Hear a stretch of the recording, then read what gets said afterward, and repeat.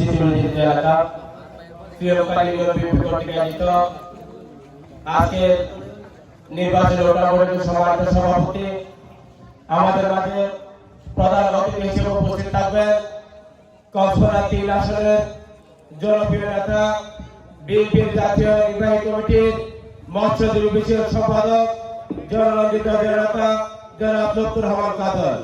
আমাদের মাঝে বিশেষ অতিথি হিসেবে উপস্থিত আছেন কক্সবাজার সদর উপজেলা বিএনপির সম্মানিত আহ্বায়ক কুরিশকুল ইউনিয়ন পরিষদের সাবেক সফল চেয়ারম্যান জননেতা আব্দুল মাহবুব সাহেব।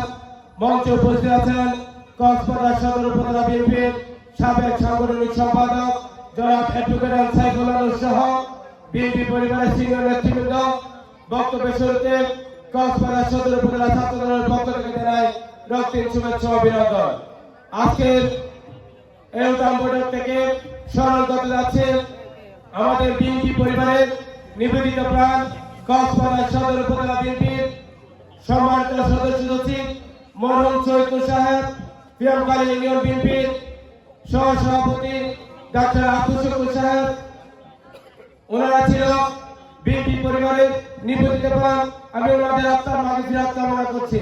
প্রিয় উপস্থিতি, দীর্ঘ 17 বছর আমরা আন্দোলন করেছি জনগণের ভোটের অধিকার ফিরিয়ে আনার জন্য, কৃষক শ্রমিক জনতার মানুষের মৌলিক অধিকার ফিরিয়ে আনার জন্য। আগামী নির্বাচন আমাদের ভাগ্য পরীক্ষা নির্বাচন। আপনারা জানেন এমন একজন মানুষকে নির্বাচিত করতে হবে যে মানুষ দ্বারা প্রতিটা এলাকা, প্রতিটা ইউনিয়ন, প্রতিটা শহরে উন্নয়ন করা সম্ভব হবে। এমন একজন মানুষকে নির্বাচিত করতে হবে যে মানুষ দ্বারা কোনো দুর্নীতি হবে না, কোনো অনিয়ম হবে না। প্রিয় উপস্থিতি, আমাদের নেতা জননন্দিত জননেতা জনাব লুৎফুর রহমান কাজল একজন সৎ নিষ্ঠাবান একজন নেতা।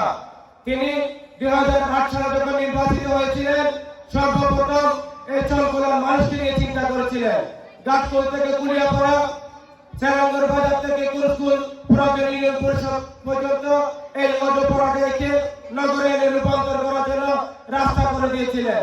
প্রিয় উপস্থিতি, আমরা আশ্বস্ত করতে চাই আমাদের নেতা জননেতা লুৎফুর রহমান কাজল ভাই আগামী সংসদ নির্বাচনে নির্বাচিত হলে এই প্রিয়কালী ইউনিয়ন তথা চলকলাকে উন্নয়নশীল করার জন্য সবচেয়ে বেশি কাজ করে যাবে বলে আমরা বিশ্বাস করি। তাই প্রেক্ষিতে সকলকে আগামী জাতীয় সংসদ নির্বাচনে দানের শীষ মার্কা তথা জননেতা লুৎফুর রহমান কাজলকে ভোট দেওয়ার আহ্বান জানিয়ে আমি আমার সংক্ষিপ্ত বক্তব্য শেষ করলাম।